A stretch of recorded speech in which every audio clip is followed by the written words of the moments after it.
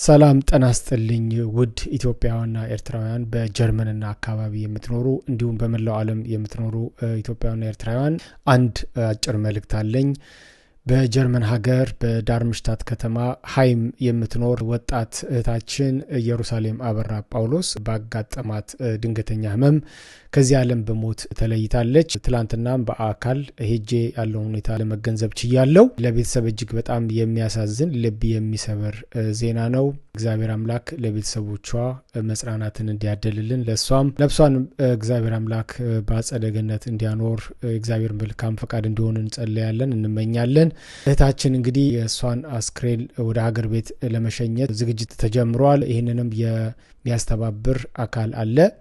የአካውንት ቁጥራቸውን እዚህ ላይ እናስቀምጣለን። ይሄን ይመስላል። በዚህ አካውንት ሁላችንም የምንችለውን የአቅማችንን መርዳት እንድንችል የቤተሰቡም መልካም ፈቃድ ነው። ይህንንም ካሉ ቤተሰቦች አጣርተናል። በተለይ ደግሞ ወደ ሀገር ቤት ለመሸኘት በሚደረግበት ጊዜ በጣም ብዙ ብር ነው የተጠየቀው። እንቅስቃሴዎች ተጀምረዋል።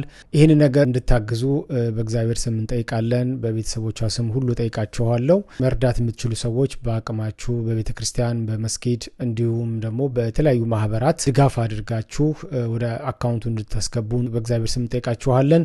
ሌሎቻችሁም ደግሞ ቪዲዮውን ማጋራት ሼር በማድረግ ለሰዎች እንዲዳረስ ብዙ መልካም ኢትዮጵያውያን ኤርትራውያን ወንድሞቻችን አሉ።